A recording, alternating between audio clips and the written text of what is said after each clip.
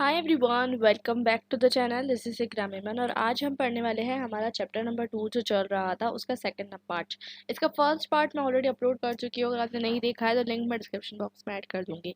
First chapter जो है हम कंप्लीट कर चुके हैं और ये जो है हमारा सेकंड चैप्टर होने वाला है। तो शुरुआत करते हैं। आपका जो पेपर है, जो कि आप सेकंड सेमेस्टर के स्टूडेंट है अगर आप एनईपी के अकॉर्डिंग स्टडी कर रहे हैं, न्यू एजुकेशनल पॉलिसी ऑफ 2020, और इसके अंदर आपका 4 ईयर अंडर ग्रेजुएट प्रोग्राम है, तो ये वीडियो आपके लिए है।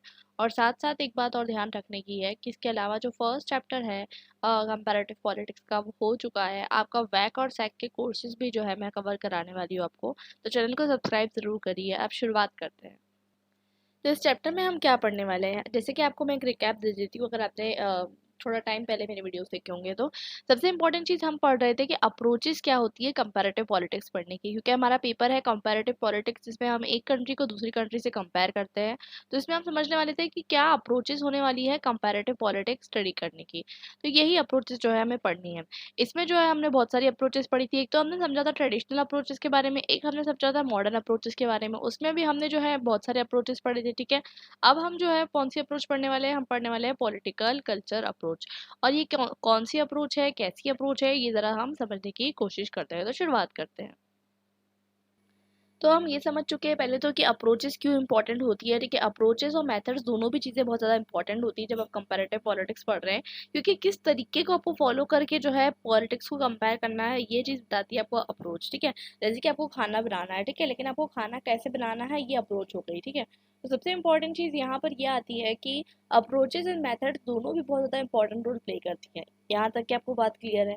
अब हम देखते हैं कि अब जो हमारा ये अप्रोच है जिसका नाम है हमारा पॉलिटिकल कल्चरल अप्रोच, ये बाकी अप्रोचेस से कैसे अलग है, तो ये समझने की हमें ज़रूरत है। और एक और इम्पॉर्टेंट चीज़, ये जो अप्रोच है ये मॉडर्न अप्रोच के अंदर आती है। इसमें हम दो लोगों के स्पेशल जो है व्यू पॉइंट समझने वाले हैं। एक होने वाला है गैब्रियल एल्मंड और एक होने वाला है सिडनी वर्पा, ठीक है। इसके अलावा हम कुछ इसके जो है लिमिटेशंस भी पढ़ेंगे और क्रिटिसिज्म भी पढ़ेंगे, क्योंकि हर एक अप्रोच की क्रिटिसिज्म होती है, तो वो हमें समझना ज़रूरी है। सबसे पहले बात करते हैं कि पॉलिटिकल कल्चर, जैसे कि आपको नाम से समझ में आ रहा होगा, ये बहुत इंटरेस्टिंग अप्रोच होने वाली है, आपको ध्यान से समझना है बस। पॉलिटिकल कल्चर, जब हम बात करते हैं पॉलिटिकल कल्चर की, तो एक जगह पर जब पॉलिटिक्स चलती है, जैसे कि आपने सुना होगा, अगर आपने अलग अलग स्टेट की अलग अलग पॉलिटिक्स होती है, ठीक है। कहीं पर कास्ट बेस्ड पॉलिटिक्स चल रही है, ठीक है, कहीं पर रिलीजन बेस्ड पॉलिटिक्स चल रही है। तो ये सब पॉलिटिक्स का पार्ट है, लेकिन आपने एक चीज़ देखी कि सोसाइटी भी पॉलिटिक्स से कितना ज़्यादा जुड़ी हुई है, ठीक है। So there is a continuous interaction between society and political system, और यही चीज़ के ऊपर फोकस करती है पॉलिटिकल कल्चर अप्रोच। यहाँ तक के क्लियर है। अगर हम बात करें कि पॉलिटिकल कल्चर अप्रोच है क्या भाई, ये बताओ हमें। तो देखिए, ये बताती है, ये समझती है। वैसे तो मैं आपको बता दूं, आगे चल के मैं बताऊंगी ये कैसे डिस्कवर हुई, इसका क्या जो है ओरिजिन है, किसने इसके ऊपर काम किया, वो सब, ठीक है।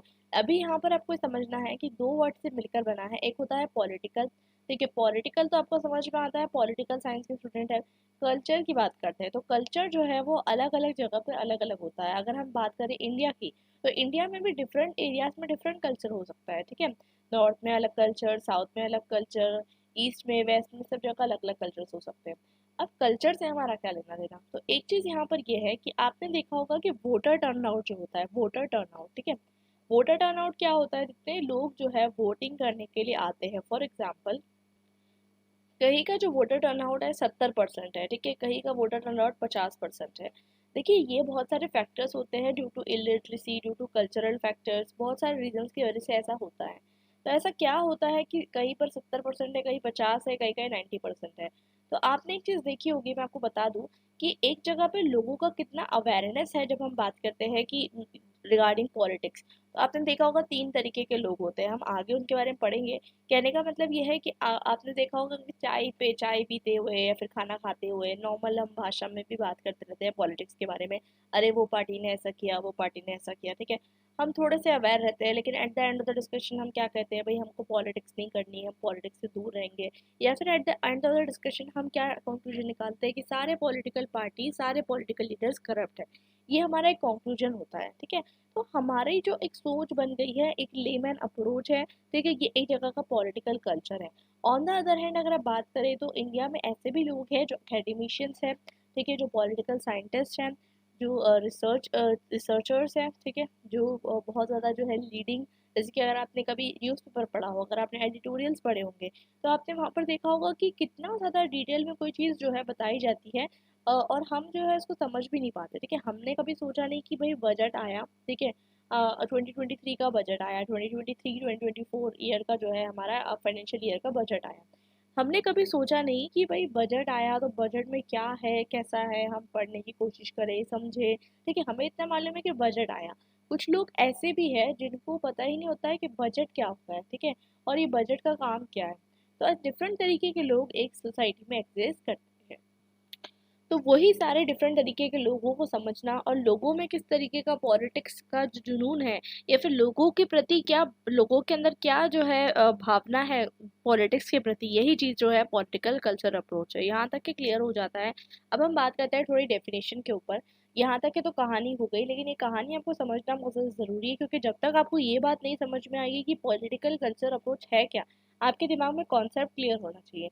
बाकी डेफिनेशन तो रटने वाली चीज़ें हैं, वो आपको रटनी है, एग्जाम में लिखनी है, दैट्स ट्रू। ठीक है, एंड्रयू बॉफ की एक डेफिनेशन है कि पॉलिटिकल कल्चर जो है, पॉलिटिकल कल्चर क्या है।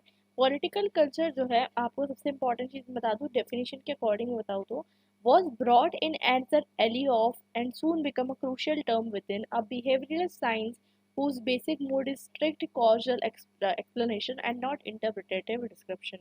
तो यहाँ पर आपको देखने को मिलता है कि एक एंड्रयू वॉफ के द्वारा एक डेफिनेशन दी गई है, जिसमें वो बता रहे हैं कि पॉलिटिकल कल्चर क्या है। पॉलिटिकल कल्चर को बता रहे हैं कि बिहेवियरलिस्ट साइंस के अंदर ही एक स्ट्रीम है, और ये जो है क्या कर रही है, कॉजल एक्सप्लेनेशन दे रही है, मतलब ये चीज़ हो रही है तो क्यों हो रही है, और ना कि मतलब इसको कॉज बता रही है, ना कि इसको इंटरप्रिटेट कर रही है। ठीक है, यहाँ तक कि आपको क्लियर हो गया होगा। इसके बाद हम बात करते हैं कि जैसे कि आपको पता है कि 1950s ऑनवर्ड्स क्या होने लग गया, कि बिहेवियरलिस्ट अप्रोच का ग्रोथ होने लग गया। ठीक है, मतलब क्या होने लग गया कि आपको देखने को मिलता है कि एम्पेरिकल अप्रोचेस पे लोग ज़्यादा डिपेंड होने लग गए। लोगों का कंसर्न ये था कि इंस्टीट्यूशंस को छोड़िए, ठीक है, इंस्टीट्यूशंस को छोड़िए, अभी हम आगे चल के पढ़ेंगे न्यू इंस्टीट्यूशनिज्म के बारे में, तब आपको और पता चलेगा। अभी हम शॉर्ट में समझते हैं कि इंस्टीट्यूशंस को छोड़ दीजिए। हमेशा से हम इंस्टीट्यूशन की बात करते रहते हैं, डेमोक्रेसी ये वो, ठीक है, ये सब पार्लियामेंट, ये सब चीज़ें छोड़ दो, ठीक है, इन सबको भूल जाओ। अब ये देखो कि सोसाइटी में किस तरीके से पॉलिटिक्स का असर लोगों पर हो रहा है। मतलब कहने का ये है कि लोग किस तरीके से पॉलिटिक्स को ले रहे हैं। एक कंट्री में अगर पॉलिटिक्स हो रही है तो लोगों का उस पॉलिटिक्स के प्रति क्या फीलिंग है, ये चीज़ को समझना बहुत ज़्यादा ज़रूरी है। ठीक है, इसी को लेकर जो है पॉलिटिकल कल्चर जो है अप्रोच जो है वो निकल कर आती है। अब हम समझते हैं कि इसकी शुरुआत कैसे हुई। तो देखिए, शुरुआत से अगर बात समझे तो कुछ लोग सोचते हैं कि जोहान गॉडहर्डर, आपने नाम सुना होगा डेफिनेटली, ठीक है, टॉकीविले और मॉन्टेस्की, ये सब ने जो है शुरुआत की थी पॉलिटिकल कल्चर अप्रोच की। बट अगर हम बात करें कि डिटेल्स में किसने शुरुआत की थी, तो जैब्रियल एलमंड ने जो है इसकी शुरुआत की थी, और एक जो है उन्होंने रिसर्च भी की थी, ठीक है, उन्होंने कंपैरेटिव पॉलिटिकल सिस्टम के बारे में, ठीक है, और उन्होंने सारे जितने भी पॉलिटिकल सिस्टम है उसको स्टडी की थी। मैं आगे बताऊंगी आपको। उनकी एक डेफिनेशन थी, उनकी डेफिनेशन के अकॉर्डिंग हर पॉलिटिकल सिस्टम के अंदर एक तरीके का मतलब पॉलिटिकल कल्चर होता है। ठीक है, क्या होता है, एक तरीके का पॉलिटिकल कल्चर होता है। जैसे कि इंडिया है, ठीक है, इंडिया है, उधर अगर आप इंडिया में रह रहे हैं तो इंडिया में आप किस तरीके से डेमोक्रेसी को देखते हैं, आपको क्या लगता है डेमोक्रेसी को लेकर, ये आपका पॉलिटिकल कल्चर है। अगर आप पाकिस्तान में रह रहे हैं, अगर आप नेपाल में तो नहीं लीजिए एग्जाम्पल, आप कोई दूसरी कंट्री ले लीजिए, फॉर एग्जाम्पल आप ले लीजिए यूएस, तो आप किस तरीके से अपने आप को फील करते हैं पॉलिटिकल सिस्टम से रिलेटेड। अगर आप पॉलिटिकल सिस्टम से अपने आप को रिलेटेड फील करते हैं, आप अपने आप को एलिनेटेड फील करते हैं, आप सोचते हैं कि आप पर जो है रूल हो रहा है, ठीक है, आपको ज़बरदस्ती कानून मानने पड़ेंगे, या फिर आप ऐसे फील करते हैं कि आप जो है एक एक्टिव एजेंट है, आप जो चाहे चेंज ला सकते हैं पॉलिटिकल सिस्टम में। आप किस तरीके से अपने आप को फील करते हैं एक पॉलिटिकल सिस्टम में, ये बहुत ज़्यादा इंपॉर्टेंट है। तो अगर आप थोड़ा सा टाइम लीजिए, 2 मिनट वीडियो को पॉज कीजिए, सोचिए कि क्या आप फील करते हैं अगर आप पॉलिटिक्स के बारे में सोच रहे हैं, कोई पार्टी के बारे में नहीं सोचना है, हमें सिर्फ एक पॉलिटिक्स के बारे में सोचना है कि हम किस तरीके से फील करते हैं जब हम इंडिया की पॉलिटिक्स में है। ठीक है, उसके बाद हम समझेंगे कि अगर हम दूसरे सिचुएशन में होते हैं तो क्या होता है, वो मैं आपको आगे बताने वाली हूँ। तो सिंपल सी भाषा ये है कि पॉलिटिकल कल्चर है क्या। तो पॉलिटिकल कल्चर क्या है, क्या भाई, पॉलिटिकल कल्चर मतलब ये कि लोगों का बिहेवियर क्या है, बिलीफ क्या है, एटीट्यूड क्या है, ओपिनियन क्या है, किसके बारे में, पॉलिटिकल सिस्टम के बारे में, ठीक है। तो ये सब चीज़ें, जैसे कि आप कुछ अच्छा फील कर रहे हैं पॉलिटिक्स के बारे में, आप खराब फील कर रहे हैं, ये सब चीज़ें जो होती है पॉलिटिकल कल्चर का पार्ट होती है, ठीक है। यहाँ तक कि आपको क्लियर है। तो अलग अलग तरीके से लोगों ने पॉलिटिकल कल्चर को अलग अलग तरीके से डिफाइन किया है, ठीक है। तो अगर हम समझे जैसे कि आलमंड एंड वर्बा ने इसको किस तरीके से डिफाइन किया है, आलमंड एंड वर्बा ने इसे अलग तरीके से डिफाइन किया है, पॉवेल ने इसे अलग तरीके से डिफाइन किया है, ठीक है, ये समझते हैं। पॉवेल ने किस तरीके से किया है, तो हम देखते हैं कि political tendencies in a nation, one place to begin is with public attitudes towards politics and citizens role in political system, what we call a nation's political culture. Simple सी बात है कि लोगों का, मैंने आपको सिंपल सी भाषा में बताया, वही चीज़ आपको इंग्लिश में लिखनी है कि लोगों का क्या एटीट्यूड है पॉलिटिकल सिस्टम के बारे में, ये होता है पॉलिटिकल कल्चर अप्रोच, ठीक है। उसी के साथ जो है एलन बॉल भी है, वो एलन बॉल भी ये बताते हैं कि पॉलिटिकल कल्चर क्या है। पॉलिटिकल कल्चर में एटीट्यूड्स आते हैं, लोगों के बिलीव्स आते हैं, इमोशंस आते हैं। जैसे कि आपने देखा होगा कि नेपाल के अंदर क्या नोशन है, ठीक है, ब्रिटिश के अंदर, ब्रिटेन के अंदर क्या नोशन है। ब्रिटेन के अंदर नोशन ये है कि उनका जो किंग है और क्वीन है उनके लिए बहुत ज़्यादा जो है इम्पॉर्टेंट है, ठीक है। तो वो नोशन उन्होंने फॉलो करके रखा है, ठीक है। अब उन वो कैसा फील करते हैं उस बारे में, वो आप तभी पता कर सकते हो जब आप वहाँ जाके सर्वे करो, ठीक है। अभी इंडिया के बारे में लोग क्या फील करते हैं, ये चीज़ आप इंडिया में लोगों से पूछोगे तो आपको पता चलेगा। अब यहाँ तक हम बात करते हैं, उसके बाद हम बात करते हैं रॉयसी मैक्रेडिस के बारे में। तो रॉयसी मैक्रेडिस क्या बताते हैं, रॉयसी मैक्रेडिस भी यही बताते हैं कि किस तरीके से लोग जो है इंटरैक्ट करते हैं। जैसे मैं आपको डेफिनेशन पढ़कर बताऊँ, वैसे डेफिनेशन तो आप पढ़ सकते हैं, डेफिनेशन पढ़कर याद करना is not a big deal, आपको समझना बिग डील है, ठीक है। तो वो बताते हैं कॉन्स्टिट्यूट्स, मतलब पॉलिटिकल कल्चर क्या होता है। Political culture constitutes commonly shared goals and commonly accepted rules of individuals and group interaction in terms of which authoritative decision and choice made by all actors within a political system. Simple सी बात बताऊँ तो इसका मतलब ये है कि किस तरीके से लोगों ने अपने आप में जो है एक्सेप्ट कर लिया है कि किस तरीके से वो अथॉरिटी का जो डिसीजन है वो किस तरीके से लेंगे, पॉजिटिवली लेंगे, निगेटिवली लेंगे एक पर्टिकुलर पॉलिटिकल सिस्टम में, ठीक है। या फिर सिर्फ पॉजिटिवली निगेटिवली नहीं होता है, पैसिवली लेंगे, एक्टिवली लेंगे, वो भी डिपेंड करता है। हम आगे पढ़ेंगे, आपको और क्लियर होगा। हम डिफरेंट तरीके के पॉलिटिकल कल्चर अप्रोच भी पढ़ने वाले हैं। मतलब सिंपल भाषा में अगर हम समझे तो ह्यूमन किस तरीके से इंटरेक्ट कर रहा है, या फिर अगर आप और अच्छे से बोलना चाहते हैं तो सिटीजन किस तरीके से इंटरेक्ट कर रहा है गवर्नमेंट के साथ, ये जो है पॉलिटिकल कल्चर अप्रोच है। तो भाई सुनने में तो बहुत अच्छा लग रहा है कि ह्यूमन की बात हो रही है, सिटीजन्स की बात हो रही है, सिटीजन को कैसा लग रहा है, उनकी फीलिंग्स यहाँ पर इंपॉर्टेंट है। तो ये हो गया पॉलिटिकल कल्चर अप्रोच। मतलब हमें इससे लेना देना नहीं है कि इंडिया में पार्लियामेंट्री फॉर्म ऑफ गवर्नमेंट हो या प्रेसिडेंशियल फॉर्म ऑफ गवर्नमेंट हो, इंडिया में डेमोक्रेसी नहीं भी हो तो भी कोई लेना देना नहीं है। हमें ये लेना देना है कि यहाँ के लोग कितने खुश है, मतलब इंडिया की जनता कितनी खुश है, इंडिया की जनता जो है कितनी राजी है with the government, that is what is important, ठीक है। ये हमारे लिए इम्पोर्टेंट होगा, यूएस की गवर्नमेंट कितनी ज़्यादा हमारे लिए मतलब उसके कितने ज़्यादा लोग जो है खुश है। सिमिलरली आपने देखा होगा भूटान, भूटान एक ओनली कंट्री है जिसमें बताया जाता है ग्रॉस नेशनल हैप्पीनेस, मतलब वहाँ के जो लोग हैं, अल्दो डेमोक्रेसी नहीं है बट उसके बावजूद जो लोग हैं वहाँ के खुश हैं, ठीक है, ऐसा बताया जाता है। Because they are living a very simple life, उन्हें ऐसा लगता है कि ये जो है उनके लिए जो है सफिशिएंट है, उनके किंग एंड क्वीन उनके लिए सफिशिएंट है। तो ये जो है एक तरीके का मतलब ये पॉलिटिकल कल्चर अप्रोच का ही पार्ट है कि आप जो है सिर्फ और सिर्फ इंस्टीट्यूशंस पे फोकस नहीं कर रहे हो। आप ये नहीं कहोगे कि democracy best form of government हो, जहाँ पर लोग खुश रहेंगे आप वो जो बताओगे कि ये जो है बेस्ट फॉर्म ऑफ गवर्नमेंट है। तो एक और चीज़ जो यहाँ पर इम्पोर्टेंट है वो ये है कि डिफरेंट, मतलब एक ही नेशन के अंदर हो सकता है कि डिफरेंट पार्टीज़ का जो है, मतलब डिफरेंट जगह का वोटर टर्नआउट ज़्यादा हो, कम हो, डिफरेंट कम्युनिटीज़ का अलग अलग पॉलिटिकल कल्चर हो। कहने का मतलब ये है कि मतलब हो सकता है कि केरला का जो केरला का जो पॉलिटिकल कल्चर है वो अलग हो, दिल्ली का पॉलिटिकल कल्चर अलग हो। लोग जो सोचते हैं गवर्नमेंट के बारे में वो जो है वो डिफरेंट हो, उनका जो एटीट्यूड है गवर्नमेंट की तरफ, वैल्यू है, बिलीफ है, सिस्टम है, वो सब क्या हो, अलग हो एक ही पर्टिकुलर नेशन में। बिकॉज अगर हम इंडिया को कंपेयर कर रहे हैं यूएस के साथ, तो इंडिया का पॉलिटिकल कल्चर एक होगा, तो इंडिया का पॉलिटिकल कल्चर जो है उसके अंदर भी जो है डिफरेंसेस हो सकते हैं बेस्ड ऑन रीजन। वो हम समझते हैं कैसे, वो हम समझेंगे वोटर टर्नआउट के बेसिस पे। बेसिकली पूरे इंडिया का वोटर टर्नआउट तो निकलता है डेफिनेटली, बट कहीं का ज़्यादा कहीं का कम निकलता है। जैसे कि मैंने आपको स्टार्टिंग में बताया था कि बहुत सारे फैक्टर्स रिस्पॉन्सिबल होते हैं, हम वहाँ पर आते हैं, ठीक है। अल्दो ये आपके सिलेबस का पार्ट नहीं है, बट स्टिल आपके लिए बहुत इंपॉर्टेंट है, मैं आपको समझा देती हूँ। समझ में आपको बहुत अच्छे से आना चाहिए, ठीक है। तो वोटर टर्नआउट अगर हम बात करें 2019 की, तो केरला का जो वोटर टर्नआउट था असेंबली इलेक्शन का, वो 77.68% था। अब ये जो एक वोटर टर्नआउट का आपको परसेंटेज देखने को मिल रहा है, ये हाइयर है, बहुत अच्छा है, बिकॉज मोर देन 75% लोग जो है आ रहे हैं, तो इट्स वेरी गुड, ठीक है।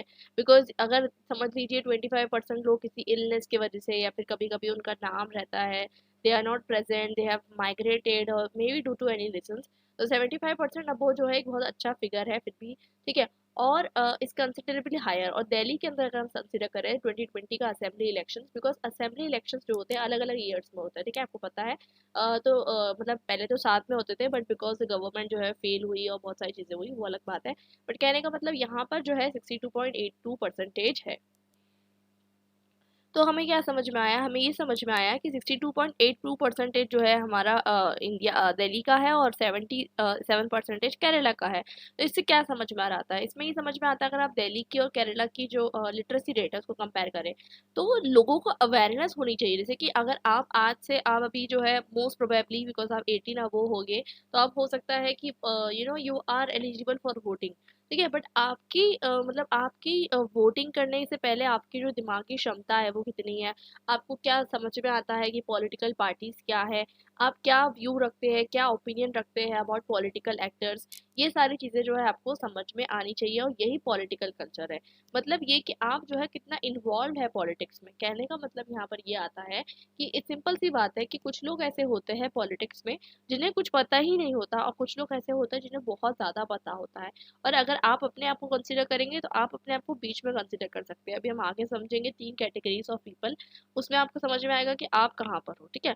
तो अगर आपको, आपने मूवी देखी होगी कोई जिसमें डॉक्यूमेंट्री एक जो थी, बहुत अच्छी डॉक्यूमेंट्री थी, जिसमें बताया गया था कि एक जगह पे जो वोटिंग हो रही है, ठीक है, बहुत बैकवर्ड एरिया था, ठीक है, बहुत बैकवर्ड एरिया था, और वहाँ पर वोटिंग हो रही है, और जहाँ पर वोटिंग हो रही है वहाँ पर लोगों को ये तक नहीं मालूम है कि मतलब वोट क्या होता है, वोट कैसे देते हैं, ठीक है। वो लोगों को वोटिंग सिखाना एक बहुत बड़ा काम था, और वहाँ पर उनके साथ ये होता था अक्सर, बिकॉज उनको ये दिखता था चलो झाड़ू है, तो वो सोचते थे ये झाड़ू क्या है, तो उनको कह रहे थे कि झाड़ू है, लोटस है, तो वो जिस उनको जो सिंबल उनको कहा जाता था, आपको जो अच्छा लग रहा है उस पर दबा दो, ठीक है। मतलब उनको ये भी नहीं पता कि ये पॉलिटिकल पार्टीज के सिंबल है, ठीक है। सो ये सब उनको ये भी नॉलेज नहीं है, तो इतना भी जो है बैकवर्ड लोग होते हैं।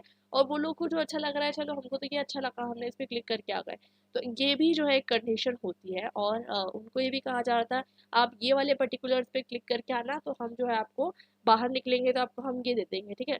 छोटा मोटा चीज़ से उनको जो है इंसेंटिव भी दिया जा रहा था।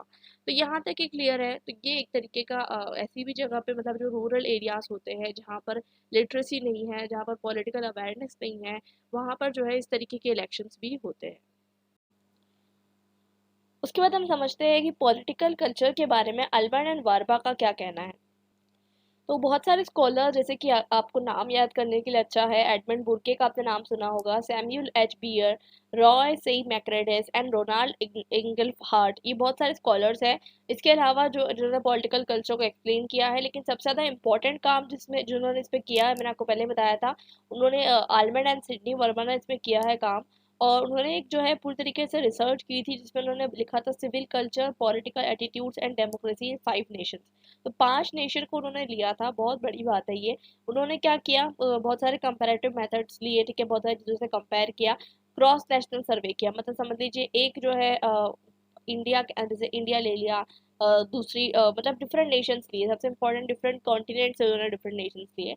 जैसे कि उन्होंने 5 डेमोक्रेसीज पे उन्होंने जो है सर्वे कंडक्ट किया, उसमें से 5 डेमोक्रेसीज थी United state, Italy, Britain, Mexico और वेस्ट जर्मनी। बहुत इंटरेस्टिंग है कहानी, इसे समझिए आप इसको। तो 5 जो है नेशंस ले लिए, ये पांचों क्या है, डेमोक्रेसी है। अब इस पे उन्होंने जो है क्या किया, स्टडी किया। उनको क्या स्टडी करनी थी, उनको ये पता करना था कि किस तरीके का जो कल्चर है वो ज़्यादा इंपॉर्टेंट है एक डेमोक्रेसी को मेंटेन करने के लिए, क्योंकि उस टाइम पर बहुत सारी कंट्रीज न्यूली डेमोक्रेटिक बन रही थी। तो उस टाइम पर डेमोक्रेसी का जो कल्चर है उसको मेंटेन करने का बहुत इंपॉर्टेंट काम होता है। तो कहने का मतलब ये है कि उन्होंने ये चीज़ सोची कि क्या चीज़ इंपॉर्टेंट रहेगी अगर हमें कल्चर को मेंटेन करना है। तो फिर उन्होंने बताया कि किस तरीके से जो लिबरल डेमोक्रेसी है वो ज़्यादा टाइम तक कैसे सरवाइव करेगी, इस चीज़ को उन्होंने पता करने के लिए जो है उनका क्वेश्चन ये था, स्टडी का उनका जो है क्वेश्चन ये था। और फिर उन्होंने जो है मतलब आपको पता ही है कोल्ड वार पीरियड का टाइम था वो, 1945 से लेकर 1990 का जो पीरियड था वो कोल्ड वार का टाइम था। तो उसलिए उन्होंने सोचा कि लिबरल डेमोक्रेसी को सर्वाइव करने के लिए किस तरीके का पॉलिटिकल कल्चर चाहिए। तो ये बहुत इंपॉर्टेंट है, मैं अभी आपको आगे समझाऊंगी, बहुत अच्छा लगेगा आपको। ठीक है, तीन है बहुत अच्छे से, कॉग्निटिव ओरिएंटेशन। ठीक है, तीन तरीके उन्होंने पॉलिटिकल ओरिएंटेशन निकाले। ठीक है, एक है कॉग्निटिव ओरिएंटेशन, एक है अफेक्टिव ओरिएंटेशन, एक है इवैल्यूएशनल ओरिएंटेशन। अब ये क्या है, तो तीन तरीके से उन्होंने बताया कि किस तरीके से जो लोग हैं वो क्या फील करते हैं। पहले तो बताया उन्होंने कॉग्निटिव ओरिएंटेशन। तो कॉग्निटिव ओरिएंटेशन का मतलब होता है कि लोगों के क्या बिलीफ है पॉलिटिकल सिस्टम के बारे में। ठीक है, जैसे मैंने आपको बताया ना कि अगर आप एक जगह पे जाएंगे इंडिया में, ठीक है, तो वहाँ पर लोग बोलेंगे कि नेता तो सब करप्ट होते हैं। ये कॉग्निटिव ओरिएंटेशन हो गया। ठीक है, और मतलब ये जब उसमें बताया जाता है कि मतलब सबसे इम्पोर्टेंट चीज़ नॉलेज क्या है आपको। ठीक है, आपसे पूछा जाएगा बजट क्या है तो आप बोलोगे मेरे को नहीं पता। ठीक है, तो नॉलेज क्या है, सबसे इंपॉर्टेंट चीज में आएगी नॉलेज। दूसरी चीज आएगी अफेक्टिव ओरिएंटेशन। आप अफेक्टिव ओरिएंटेशन मतलब आप कैसा फील कर रहे हैं। जैसे कि कोई भी गवर्नमेंट है तो आपको कैसा लग रहा है कि ये गवर्नमेंट लुटेरी है, ये गवर्नमेंट अच्छी है। ठीक है, उसका रोल कैसा निभा रही है, परफॉर्मेंस कैसा है, ये होता है अफेक्टिव ओरिएंटेशन, मतलब आपको कैसा लग रहा है, कैसी फीलिंग आ रही है। ठीक है, और तीसरा जो है इवेल्युएशनल ओरिएंटेशन।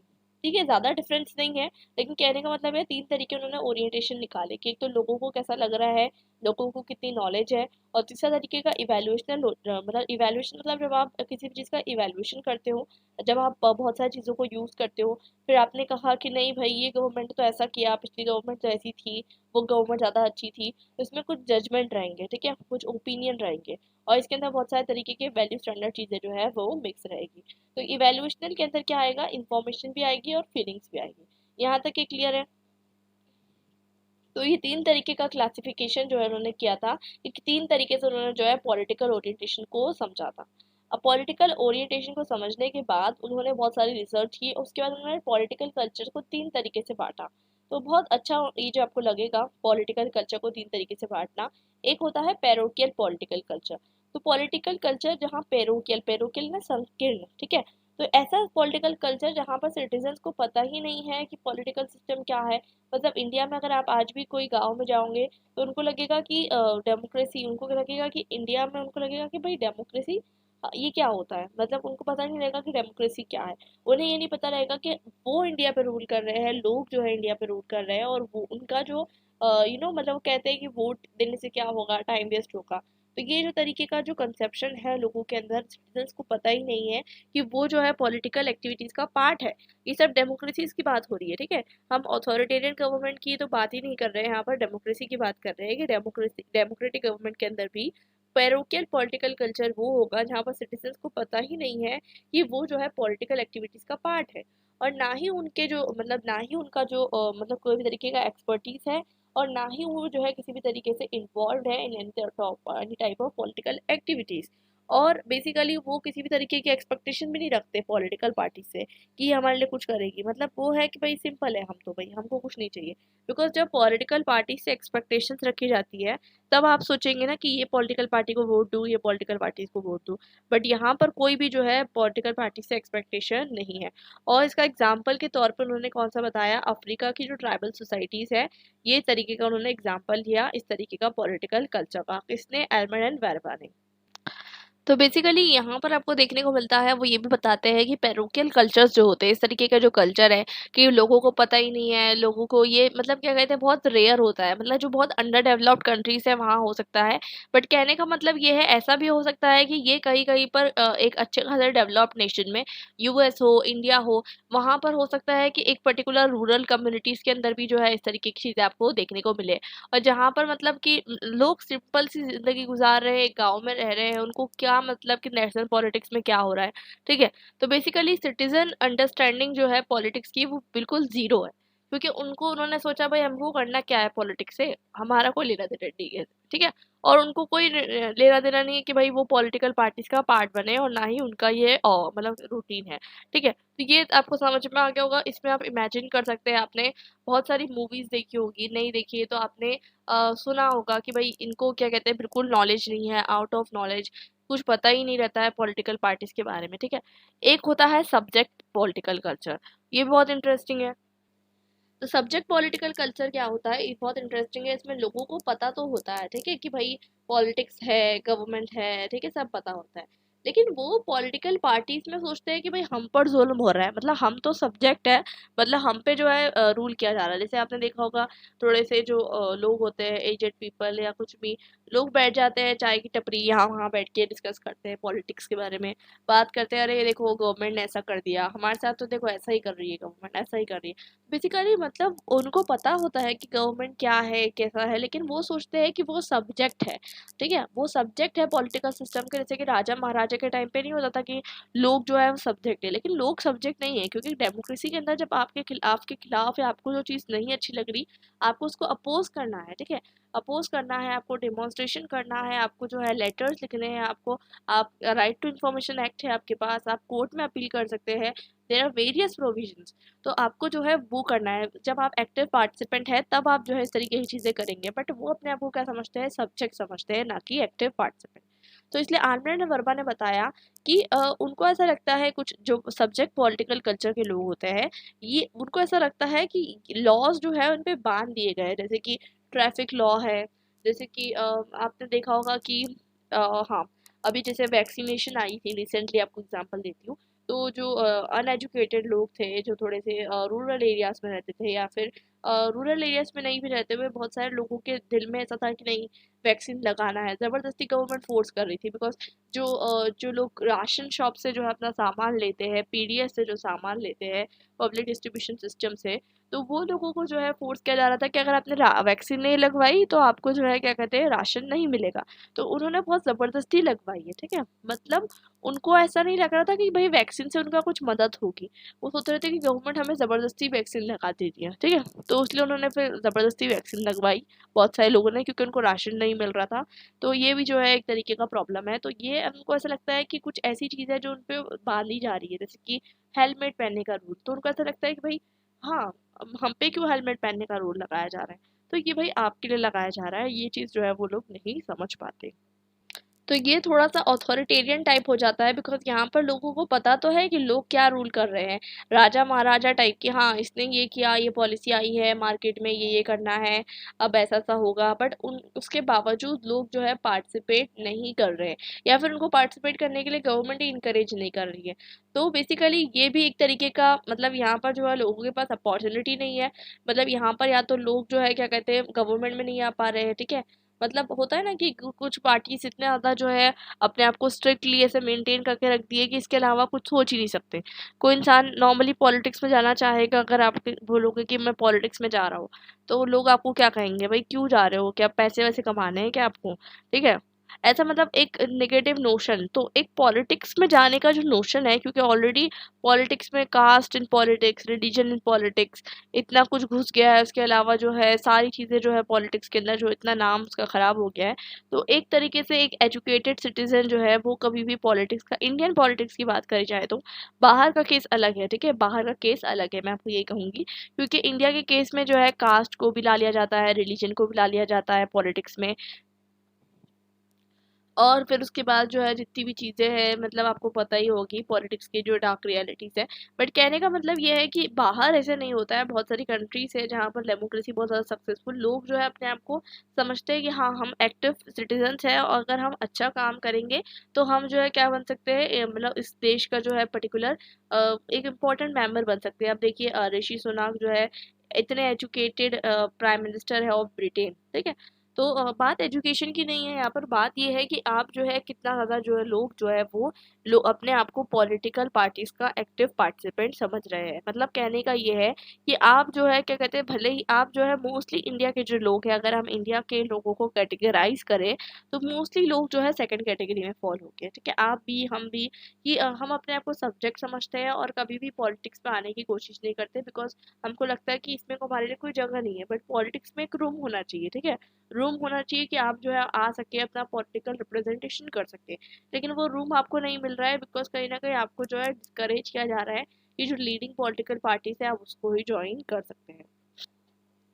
थर्ड है पार्टिसिपेंट पॉलिटिकल कल्चर। तो पार्टिसिपेंट पॉलिटिकल कल्चर यहाँ पर जो बहुत अच्छा कल्चर है, बेस्ट फॉर्म ऑफ कल्चर है, मतलब लोगों को पूरी तरीके से इंफॉर्मेशन है, ठीक है, और ये लोग एक्टिव पार्टिसिपेंट भी है, और वो लोग जो है अपने आप को स्टेक होल्डर समझते हैं, मतलब वो समझते हैं कि भाई हम लोग चेंज ला सकते हैं, ठीक है, और हम साथ साथ इन्फ्लुएंस भी कर सकते हैं गवर्नमेंट को। जैसे कि आपने देखा होगा कि आप देख लीजिए यूएस में कोई डिसीजन पास होता है, अगर डेमोन्स्ट्रेशन लग जाए तो लोग जो है वो डिसीजन को चेंज करवा देते हैं, ठीक है। तो मतलब वो समझते हैं कि हम लोग जो है पॉलिटिकल आउटकम को क्या कर सकते हैं, इन्फ्लुएंस कर सकते हैं।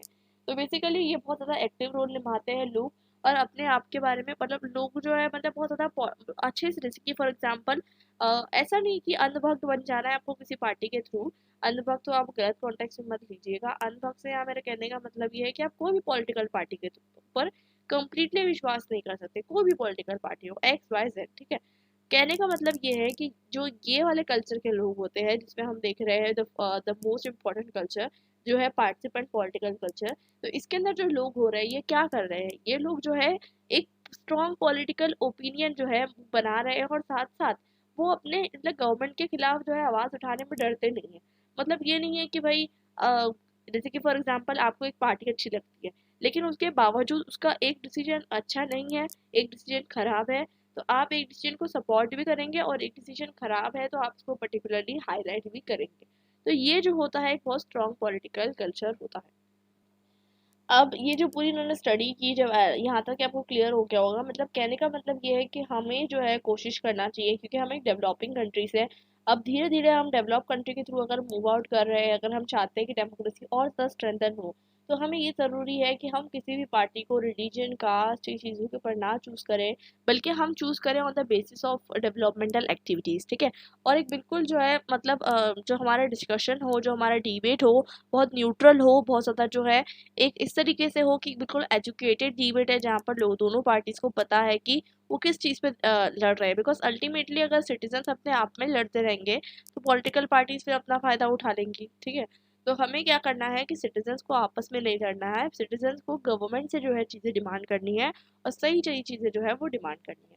यहाँ तक के क्लियर है। उसके बाद हमें ये भी समझना है कि अल्मंड एंड वेरपा ने बताया कि जो पूरी तरीके से जो एक तरीके का डेमोक्रेसी होती है, उसमें तीनों कल्चर्स जो रहेंगे वो साथ में रहेंगे। मैंने आपको पहले बताया, इंडिया के आप कुछ पार्ट में जाओगे तो आपको सब्जेक्ट कल्चर मिलेगा, कुछ पार्ट में पेरोकियल कल्चर मिलेगा, कुछ पार्ट में पार्टिसिपेंट कल्चर मिलेगा, ठीक है। It's very common. तो इसमें कोई होमोजेनिटी नहीं है, कोई यूनिफॉर्मिटी नहीं है, ये बात तो सिंपल है। उसके बाद हमें समझना है कि हर तरीके का पॉलिटिकल कल्चर जो है वो हर डेमोक्रेसी में फाउंड होगा, और इसी को जो है वो बताते हैं। आपको ऐसा लग रहा होगा, अभी हम आगे समझेंगे कि बेस्ट फॉर्म ऑफ कल्चर कौन सा होता है। लेकिन आलमंड एंड वर्बा का बहुत ज़्यादा एक इम्पॉर्टेंट पॉइंट था, वो कहते हैं कि कोई बेस्ट फॉर्म ऑफ कल्चर नहीं होता है उनके अकॉर्डिंग। आज के टाइम पर जो सिविक कल्चर चल रहा है, जिसमें तीनों का कॉम्बिनेशन है, यही बेस्ट फॉर्म ऑफ कल्चर है फॉर सपोर्टिंग लिबरल डेमोक्रेसी। ऐसा कैसे भाई, वो समझते हैं। तो एल्बर्ट एंड वेरबा का जो ओपिनियन है, और अल्बर्ट एंड वर्बा ने इसको सिविक कल्चर के बारे में बताया है, ठीक है। सिविक कल्चर क्या होता है मैं आपको बताती हूँ। तो उनके अकॉर्डिंग उनकी रिसर्च का फैक्टर क्या था कि लिबरल डेमोक्रेसी सबसे ज़्यादा जो है सस्टेन कहाँ करेगी, क्योंकि सर्वाइव कहाँ करेगी, लॉन्ग टाइम तक एंड्योर कहाँ करेगी। तो उनका जो एक फाइनली जो है ओपिनियन निकल कर आता है, वो ये आता है कि मोस्ट स्टेबल सोसाइटीज वहाँ रहेगी जहाँ पर जो है सब्जेक्ट कल्चर भी हो, पैरोकियल कल्चर भी हो, और पार्टिसिपेंट कल्चर भी हो, ये तीनों मिलकर सिविक कल्चर बनाते हो। तो इंटरेस्टिंगली ऐसा क्यों? तो ऐसा क्यों, बिकॉज उनको ऐसा लगता है, उन्होंने जो एनालिसिस निकाला, मैं आपको आगे और समझाऊंगी डिटेल में। तो उनके एनालिसिस के अकॉर्डिंग अगर गवर्नमेंट की जो फंक्शन है, ठीक है, ये उनका एनालिसिस है, ये सही नहीं हो सकता, मतलब कंप्लीटली ट्रूथ नहीं हो सकता, बिकॉज ये जो है ये आपकी चॉइस है, ठीक है, आपको उसको समझना है, ये उनका एनालिसिस है। उनके अकॉर्डिंग अगर सब्जेक्ट कल्चर, ठीक है, पैरोकियल कल्चर और पार्टिसिपेंट कल्चर तीनों मिलेंगे तब जाके एक स्टेबल डेमोक्रेसी फॉर्म होंगी। मतलब ये है कि कुछ लोग ऐसे भी होना चाहिए जिनको कुछ नॉलेज नहीं हो, ठीक है, पैरोकियल कल्चर। कुछ लोग ऐसे भी रहेंगे जिनको नॉलेज तो है, लेकिन वो मतलब जो है पार्टिसिपेट नहीं कर रहे, सब्जेक्ट कल्चर। और कुछ लोग पार्टिसिपेट करेंगे, बिकॉज अगर सभी लोग पार्टिसिपेट करने लग गए डेमोक्रेसी में, सोचिए अगर आप इमेजिन करिए एक, तो अगर सभी लोग डेमोक्रेसी में मतलब जो है पॉलिटिकल पार्टीज में चले जाने लग गए, ठीक है, सब लोग बोले हम पॉलिटिकल पार्टीज में जाएंगे, तो अल्टीमेटली क्या होगा उनके अकॉर्डिंग, ठीक है, इट्स नॉट माय ओपिनियन, उनके अकॉर्डिंग जो है गवर्नमेंट को बहुत ज़्यादा जो है डिस्टर्बेंस होगा उनकी फंक्शनिंग में। और अगर हर चीज़ को अगर क्वेश्चन किया जाएगा तो भी उनको जो है कहीं ना कहीं वो अपनी जो है एक तरीके की जो रिस्पेक्ट है, जो उनका फ्रीडम है गवर्नमेंट का, पॉलिटिकल पार्टीज का, वो कहीं ना कहीं वो लूज कर देंगे। तो इसलिए जो है ये तरीके का कल्चर उन्होंने नहीं सपोर्ट किया। उन्होंने कहा कि उन्होंने क्या बताया सिविल कल्चर क्या होता है, उन्होंने बताया कि बहुत सारे सिटीजन ऐसे रहेंगे, majority mostly mostly subject citizen होते हैं, ठीक है, मोस्टली क्या होते हैं सब्जेक्ट सिटीजन होते हैं जिन्हें पता है पॉलिटिक्स के बारे में, जैसे कि हम, लेकिन हम पॉलिटिकल पार्टीज में आना नहीं चाहते, ठीक है। कुछ लोग ऐसे रहेंगे, पैरोकियल रहेंगे, जो आना चाहते तो है नहीं, उनको पता ही नहीं है कि पॉलिटिकल सिस्टम क्या है, ठीक है। और कुछ लोग ऐसे रहेंगे जो कि जो है पॉलिटिकल पार्टीज का एक्टिवली पार्ट बनेंगे। तो वो बताते हैं कि सिविक कल्चर बहुत इंपॉर्टेंट है और बहुत इंपॉर्टेंट रोल प्ले करता है popular control and effective governance में। तो अब उन्होंने जो 5 डेमोक्रेटिक कंट्री चूज करी थी उसमें वो बताते हैं कि ब्रिटेन और यूएस में तो जो है बहुत अच्छा सिविक कल्चर है और सिविल कल्चर है, तो इस वजह से क्या होगा, कहीं ना कहीं यहाँ पर डेमोक्रेसी सरवाइव करेगी। अब मैक्सिको, इटली और वेस्ट जर्मनी में ऐसा सिविल कल्चर नहीं है, इसलिए शायद यहाँ पर सरवाइव ना करे, ठीक है। अब यहाँ पर उनको ऐसा क्या दिखा, तो मैंने आपको यही बताया, उनको ऐसा लगा ब्रिटेन और यूएस में कि यहाँ पर गवर्नमेंट को जो है कहीं ना कहीं थोड़ी स्पेस दी जा रही है और ज़्यादातर लोग जो है इन्फ्लुएंस कर सकते हैं, बट वो नहीं करते। इंडिया में भी यही केस है, हम ज़्यादातर जो है गवर्नमेंट को इन्फ्लुएंस कर सकते हैं, हर डिसीजन को क्रिटिसाइज कर सकते हैं, धरना कर सकते हैं, बट हम सोचते हैं यार हमारा काम धंधा छोड़ के हम क्यों जाएंगे स्ट्राइक पे, ठीक है। तो ये जो एक तरीके का जो सिस्टम है ये कहीं ना कहीं जो है स्टेबल डेमोक्रेसी की तरफ लीड करता है अकॉर्डिंग टू एल्मन एंड वर्बा। यहाँ तक के क्लियर है। तो बेसिकली ये तो हो गया एल्मन एंड वर्बा का जो एक पॉलिटिकल कल्चर के बारे में जो उनका नोशन था, उनका जो आइडिया था, ये हमने समझ लिया। अब बात करते हैं रोनाल्ड इंगलहर्ट की। तो रोनाल्ड इंगलहर्ट, या फिर मैं इनका नाम शॉर्ट में बताऊंगी तो हार्ट ही बोलूंगी मैंने। तो इनका जो ओपिनियन है इंगलहार्ट का, वो ये बताते हैं, उन्होंने एक बुक लिखी है the renaissance of political culture. तो उन्होंने बताया कि किस तरीके से जो है मतलब उनका ये ओपिनियन था कि किस तरीके की सोसाइटी जो है ज़्यादातर जो है यू नो डेमोक्रेसी को सस्टेन कर पाएगी या स्टेबल डेमोक्रेसी के रूप में जो है उभर कर आ पाएगी। तो उसमें उनका जो ओपिनियन है एल्मन एंड वर्बा का ओपिनियन से डिफरेंट है। कैसे डिफरेंट है, वो कहते हैं जब वो दो चीज़ों को लिंक करते हैं, एक तो पॉलिटिकल और एक तो मतलब कल्चरल और साथ साथ इकोनॉमिकल। बिकॉज एल्मन एंड वर्बा ने सिर्फ और सिर्फ कल्चरल चीज़ों के बारे में बात की थी, इन्होंने जो है इकोनॉमिकल चीज़ों के बारे में बात की। आप कौन से नेशन में रहना चाहोगे जहाँ पर आपको इकोनॉमिक फैसिलिटीज़ मिले, आपको फ्री ट्रीटमेंट मिले, आपको जो है इन्फ्लेशन ज़्यादा ना हो, आपको जो है कहीं न कहीं हर चीज़ जो है बेटर तरीके से मिले, वो नेशन में आप रहना चाहोगे, राइट? तो आपका पर्सनल लाइफ सेटिस्फेक्शन बहुत ज़्यादा इंपॉर्टेंट है एक सोशल ऑर्डर के लिए। तो कहने का मतलब ये है कि इंगल हार्ट के लिए कहने का मतलब ये है कि ऐसी सोसाइटीज़ जो ज़्यादातर जहाँ पर लोग जो है सेटिस्फाइड है, एक पर्सनल लाइफ सेटिस्फेक्शन लोगों के पास है, ठीक है? क्योंकि उनको कहीं न कहीं इकोनॉमिक कंडीशंस बहुत अच्छी मिल रही है। तो ये सारी मतलब इकोनॉमिक कंडीशंस अच्छी मिल रही है और इसी वजह से जो है वो पर्सनली अपनी लाइफ में सेटिस्फाइड है। तो पर्सनली अपने लाइफ में सेटिस्फाइड है तो डेफिनेटली पॉलिटिकल सेटिस्फेक्शन भी उभर कर आएगा। जैसे कि मैंने आपको भूटान का एग्जांपल दिया था, although not a democracy, but लोग खुश होना चाहिए, बिकॉज ऐसा नहीं है कि हर चीज़ का भाव बढ़ रहा है, लोगों के अंदर डिससेटिस्फेक्शन है, लिटरेसी रेट नहीं बढ़ रहा है, ग्रोथ नहीं हो रही है, हमारी जो है बहुत सारी दिक्कतें हैं, अनएम्प्लॉयमेंट है, बहुत सारी प्रॉब्लम्स है। तो ये सारी प्रॉब्लम्स अगर हमारे पास है तो हम कहीं ना कहीं जो है अच्छा फील करेंगे क्या, नहीं फील करेंगे। जब हम अच्छा नहीं फील कर रहे हैं तो फिर पॉलिटिक्स का क्या लेना देना। पॉलिटिक्स तो इसलिए होती है ताकि हम अच्छा फील करें, ठीक है। तो इसलिए जो है पॉलिटिकल सेटिस्फेक्शन एक बहुत ज़्यादा इंपॉर्टेंट पार्ट बन जाता है, लेकिन उसी चीज़ के लिए आपको पर्सनल लाइफ में भी सेटिस्फाइड होना पड़ेगा। तो इसलिए वो बताते हैं कि जो लोगों के पास ज़्यादातर मतलब जो लोग पर्सनली ज़्यादा खुश रहेंगे, जो डेमोक्रेसी अपने सिटीजन्स को इकोनॉमिक टर्म्स में अच्छा प्रोवाइड करेगी, अच्छा ग्रोथ प्रोवाइड करेगी, वही डेमोक्रेसी जो है ज़्यादातर टाइम तक क्या रहेगी, स्टेबल रहेगी। तो ये जो अप्रोच थी बाद में जाकर 1980s के ऑनवर्ड्स जो है पॉलिटिकल कल्चर अप्रोच जो है बहुत ज़्यादा फेमस होने लग गई। और दो और हिस्टोरियंस थे जिन्होंने इस पे काम किया। जॉन एल ब्रूक ने एक अपनी फेमस बुक लिखी, society and political culture Worcester County Massachusetts, and Daniel Walker Howe in evangelical movement and political culture in the north during the second party system. तो ये दो बुक्स लिखी और उसके बाद जो है कहीं ना कहीं पॉलिटिकल कल्चर अप्रोच जो है वो बढ़ने लग गई। दोनों का जो अप्रोच था वो डिफरेंट था डेफिनेटली। तो उन्होंने जो है मतलब हॉवे का जो अप्रोच था वो इस तरीके से था, उन्होंने जो है सोशल मूवमेंट्स को भी कंसिडर किया इसमें, ठीक है, कि सोशल मूवमेंट किस तरीके से स्ट्रगल करते हैं पावर के लिए, ठीक है। तो बेसिकली वो बताते हैं कि मतलब बेसिकली सिर्फ इलेक्शन हो रहा है ये स्ट्रगल ऑफ पावर नहीं है, देखिए समझिए, क्योंकि बहुत सारे एनजीओज भी खुल के बैठे हुए हैं, ठीक है, कहीं ना कहीं ये इलेक्शंस को भी डोमिनेट करते हैं। इलेक्शंस को डोमिनेट करते हैं इन द सेंस की बहुत सारी चीज़ें ऐसी होती है कि आप जो है पॉलिटिक्स में नहीं आना चाहते, लेकिन आप चाहते हैं कि आपके पास पावर रहे। तो आप क्या करते हैं, आपने एनजीओज ज्वाइन कर लिया, आपने कुछ कमीशंस ज्वाइन कर लिए, वो भी जो है कहीं ना कहीं पावर को आप मतलब वहाँ पर भी आप पावर के लिए स्ट्रगल कर रहे हो, ठीक है। सिर्फ ऐसा नहीं है कि जब आप इलेक्शन में जब पार्टिसिपेट करेंगे तभी जो है मतलब आप जो है पावर के लिए स्ट्रगल कर रहे हो। तो ये किसका कॉन्टेक्स्ट था, डैनियल वॉकर होवे का, ठीक है। तो ये एक सही तरीके से हमें समझ में आया। उसके अलावा जैसे कि लोग जो है बहुत सारे तरीके की डिमांड्स कर रहे थे यूएस पॉलिटिक्स में, जैसे कि वो पॉइंट आउट करते हैं। तो वो क्या पॉइंट आउट करते हैं, जैसे जेंडर जस्टिस के बारे में लोग डिमांड कर रहे हैं, इन्वायरमेंटल प्रोटेक्शन के बारे में डिमांड कर रहे हैं, ठीक है, ये सब चीज़ों के बारे में डिमांड कर रहे हैं, ठीक है। अब जब ये जो डिमांड कर रहे हैं, तो कहीं ना कहीं जो है ये चीज़ें भले ही not in the form of political culture, पर जितनी चीज़ें नॉन पॉलिटिकल एक्टर्स जिसे हम कहते हैं, वो भी चीज़ें कहीं ना कहीं जो है इम्पॉर्टेंट है इन कंसिडरिंग पॉलिटिकल कल्चर। तो बाद में जाकर जो है Robert Putnam, making democracy work, civic tradition modern Italy, उसके बाद उन्होंने बहुत सारे अलग अलग डेविड डी लेटन, बहुत सारी स्टडीज़ की जिनमें लोगों ने सोशल कैपिटल को जो है पॉलिटिकल कल्चर के साथ मिला दिया। जैसे कि मैंने आपको बात करी कि सिर्फ और सिर्फ ये ज़रूरी नहीं है कि लोग कितना ज़्यादा पॉलिटिक्स में इन्वॉल्व है, ये भी ज़रूरी है कि लोग किस तरीके से सोशल कैपिटल को लेते हैं। अब सोशल कैपिटल क्या होता है, तो देखिए अगर आपने सोशोलॉजी पढ़ी होगी तो आपको पता होगा कि we have different sort of capital, ठीक है।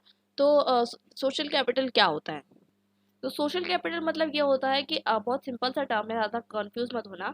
अगर आप किसी सोसाइटी का पार्ट है, ठीक है, कोई भी सोसाइटी का पार्ट है, कॉलेज में सोसाइटी का पार्ट है, आप अपनी फैमिली में मतलब आपकी कुछ हमारी जो सोसाइटीज़ होती है जिसमें हम डिफरेंट कास्ट के लोगों की सोसाइटीज़ होती है, डिफरेंट रिलीजन के लोगों की सोसाइटीज़ होती है, तो ये सब सोशल कैपिटल में आता है। मतलब ये एक नेटवर्क है और ये बहुत पावरफुल नेटवर्क है, भले ही आप समझे या ना समझे। जैसे कि सोसाइटीज़ होती है, अगर कोई भी अवार्ड फंक्शन रखते हैं सोसाइटीज, ठीक है, कॉम्पिटिशन्स रखती है, वहाँ पर जो सोसाइटी में जिसने बहुत अच्छा काम किया उसको सम्मानित किया जाता है, ठीक है। तो इस तरीके की सोसाइटीज होती है। तो ये सब जो नेटवर्क्स होते हैं किसी भी फॉर्म में हो, सोसाइटीज हो, कॉपरेशन हो, फेडरेशन हो, अलग अलग फॉर्म में हो सकती है, कोई इसमें प्रॉब्लम नहीं है। तो ये जो सोसाइटीज जो इस भी फॉर्म में होती है, ये सब जो है सोशल कैपिटल का पार्ट है। और इसी चीज़ को जो है समझने के लोगों ने कोशिश की, बहुत सारे स्कॉलर्स ने समझने की कोशिश की कि सोशल कैपिटल बहुत ज़्यादा इंपॉर्टेंट है, ठीक है। सोशल कैपिटल इंपॉर्टेंट है किस चीज़ के लिए, पॉलिटिकल मतलब जो डेमोक्रेसी है उसको चलाने के लिए क्या इंपॉर्टेंट है, सोशल कैपिटल इंपॉर्टेंट है। अब भाई क्यों इंपॉर्टेंट है, तो इसलिए इम्पोर्टेंट है कि जब लोग जो है जब सोसाइटी से जुड़े हुए होते हैं, ठीक है, तो अनलिमिटेड ऑफ कोर्स ही बात है, एक एक्सचेंज ऑफ आइडियाज होते हैं। और यहीं पर आपको देखने को मिलता है कि लोग जो है धीरे धीरे पॉलिटिकल पार्टीज का पार्ट बनते हैं, ठीक है।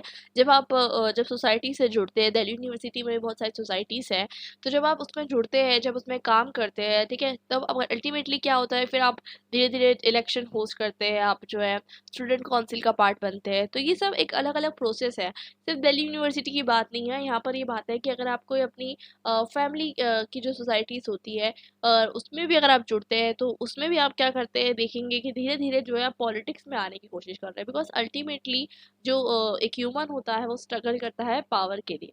तो कहीं ना कहीं जो है जहाँ पर लोग जो है सोसाइटीज फॉर्म कर रहे हैं, एक रिच सोशल कैपिटल वहाँ पर है, लोग एक दूसरे से जुड़े हुए हैं, वही सोशल कैपिटल कहीं ना कहीं जो है एक बहुत अच्छी डेमोक्रेसी को फॉर्म करता है। जैसे कि आपने पेपर खोल के कभी पढ़ा होगा, तो आपने सुना होगा कि डिस्ट्रिक्ट कलेक्टर के पास जो है ये समाज जो है गया था, ये समाज का जो प्रतिनिधित्व है ये गए थे। मतलब what does it emphasise is that कि जो एक पर्टिकुलर, अगर आप एक इंसान जाकर कुछ बोलोगे किसी को तो वो नहीं सुनने वाले, बट अगर आपके पास एक पूरी सोसाइटी है तो आपके पास ये सोशल कैपिटल है, आपके पास ये जो पावर है इसको आप यूज कर सकते हैं, ठीक है, बहुत सारी चीजों को डोमिनेट करने के लिए। तो कंक्लूजन ये निकलता है कि जो सोशल कैपिटल है और पॉलिटिकल कल्चर है उसके बीच में एक पॉजिटिव कोरिलेशन है, जिसमें हम बोलते हैं ना डायरेक्टली प्रोपोर्शनल इसे हम कहते हैं। तो ये दोनों चीज़ें जो है वो डायरेक्टली प्रोपोर्शनल है। अब बात करते हैं पॉलिटिकल कल्चर अप्रोच की, कुछ जो है सबसे इम्पोर्टेंट जो है क्रिटिसिज्म की। हर एक अप्रोच की मैंने आपको बताया क्रिटिसिज्म रहेगी, इस अप्रोच की भी जो है क्रिटिसिज्म रहेगी, ठीक है। तो ये हम पढ़ते हैं कि क्या तरीके के जो है क्रिटिसिज्म इसके निकल कर आते हैं। तो एक क्रिटिसिज्म ये निकल कर आता है कि कुछ स्कॉलर्स रहते हैं जैसे कि नियो मार्क्सिस्ट स्कॉलर्स, मैंने आपको पहले बताया था। मार्क्सिज्म जब मैं आपको समझा रही थी वहाँ पर मैंने आपको समझाया था कि कुछ एक जो अप्रोच आती है, एक जो अप्रोच थी बहुत इंपॉर्टेंट अप्रोच थी जहाँ पर हमने समझा था अबाउट हेजेमनी, ठीक है, पावर एज हेजेमनी, ठीक है, और आइडियोलॉजिकल पावर हमने समझी थी। वहाँ पर हमने क्या समझा था, मैं आपको वापस रिकैप करवा देती हूँ। ये जो एक डोमिनेंट क्लास होती है ना, वो कहीं ना कहीं पूरे सिस्टम को डोमिनेट करती है, मतलब वो जैसा दिखाना चाहती है वैसा दिखाती है। अगर आपको कोई पॉलिसी अगर अच्छी दिखानी हो, गवर्नमेंट के जो लीडर रहेंगे वो तो बोलेंगे अच्छी है पॉलिसी। उसके अलावा यही नहीं, उसके अलावा क्या करेंगे, मास मीडिया का वो यूज़ करेंगे, ठीक है, मास मीडिया का यूज़ करेंगे, कैंपेन्स का यूज़ करेंगे और बहुत सारी चीज़ों का यूज़ करेंगे जिससे आपको लगेगा भाई ये पॉलिसी तो बहुत अच्छी है, ठीक है, आपको लगेगा बहुत ही अच्छी पॉलिसी है। तो ये जो है कहीं ना कहीं आपके आइडियोलॉजी को जो है इम्पैक्ट कर लेंगे और फिर आप जो है समझ भी नहीं पाओगे इस चीज़ को कि आपकी आइडियोलॉजी जो है इम्पैक्ट हो गई है। तो ये बहुत सीरियस कंसर्न है। तो वैसे ही चीज़ जो है लुइस लुइस आल्थुसर जो है एक न्यू मार्क्सिस्ट स्कॉलर है, वो भी इसी कंसर्न को जो है फ्रेम आउट करते हैं कि कहीं ना कहीं जो आप पॉलिटिकल कल्चर की बात कर रहे हो वह पॉलिटिकल कल्चर कुछ है ही नहीं। बेसिकली स्टेट दो तरीके से काम करता है, एक तो डरा धमका कर और एक जो है आपके दिमाग पे काम करता है और आपको पता भी नहीं चलता। तो एक जो हो गया रिप्रेसिव, जिसमें आपको जो है सजा दी जाएगी, पुलिस वगैरह का यूज़ किया जाएगा, ठीक है। और दूसरा जो होता है, ये दूसरे स्कॉलर्स ने भी इसे जो है बताया था, एंटोनियो ग्राम्स्की ने भी इसे बताया था, ठीक है। तो ग्राम्स्की का जो हेजेमनी वाला कॉन्सेप्ट है वो भी इसमें इंपॉर्टेंट है।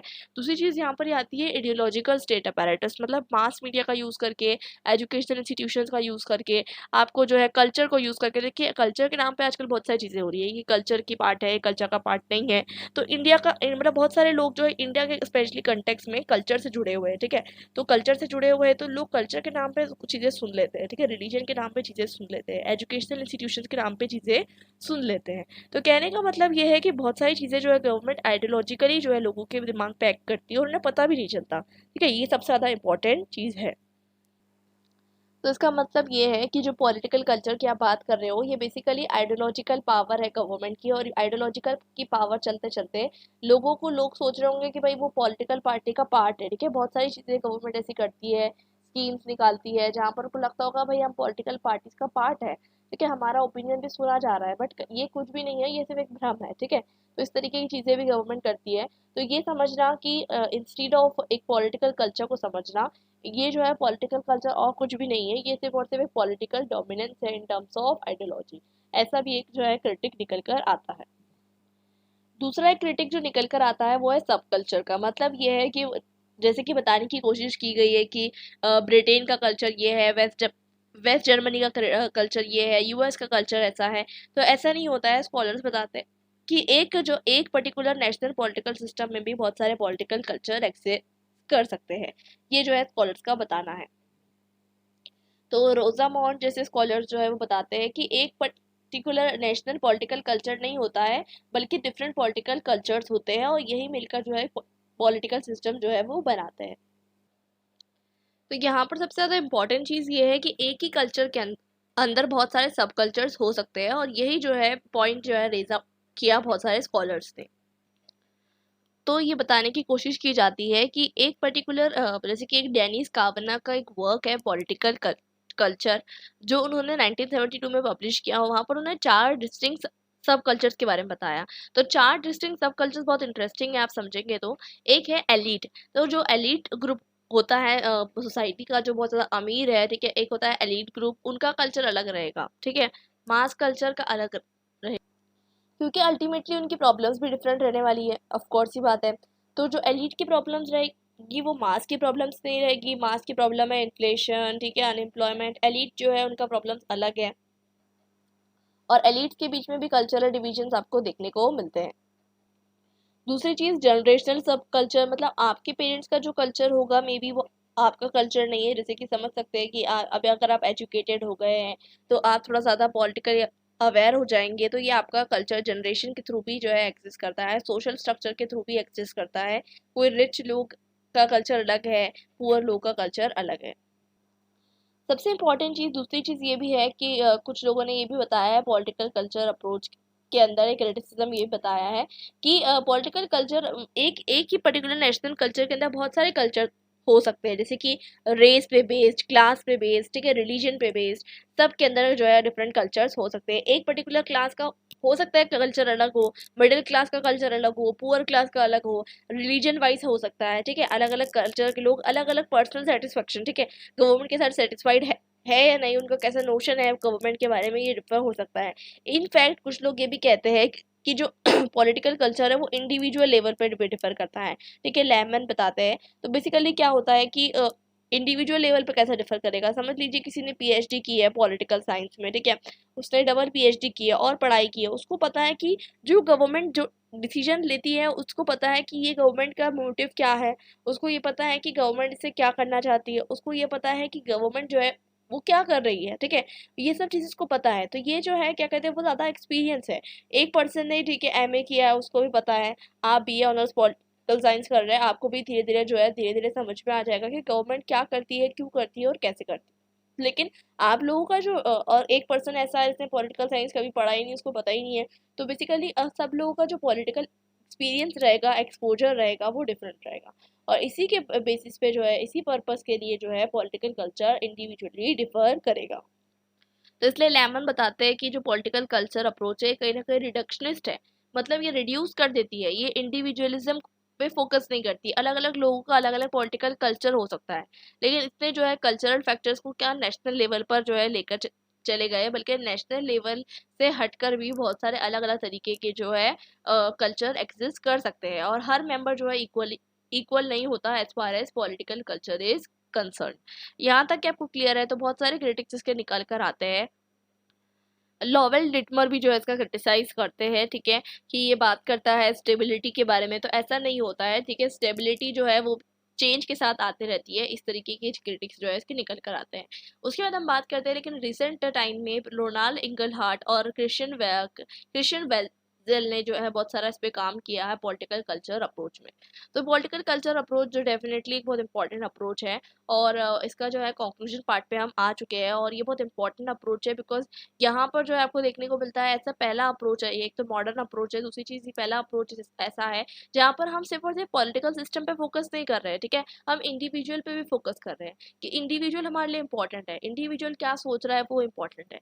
तो ये चीज़ के लिए जो है बहुत ज़्यादा इंपॉर्टेंट है पॉलिटिकल कल्चर अप्रोच। तो यहाँ तक कि हमारा जो है चैप्टर है ये फिनिश होता है। आप हो आई होप आपको जो है कोई भी डाउट्स ना रहे हो, आपको कोई भी डाउट्स हो मुझे कमेंट सेक्शन में आप पूछ सकते हैं, ठीक है। हम नेक्स्ट वीडियो में शुरू करेंगे एक नया चैप्टर, मतलब सेकंड यूनिट का ही जो है पार्ट नंबर 3 हम शुरू करेंगे, जिसमें हम पढ़ेंगे न्यू इंस्टीट्यूशनलिज्म के बारे में। तो मिलते हैं हमारे नेक्स्ट वीडियो में। Till then bye and happy learning.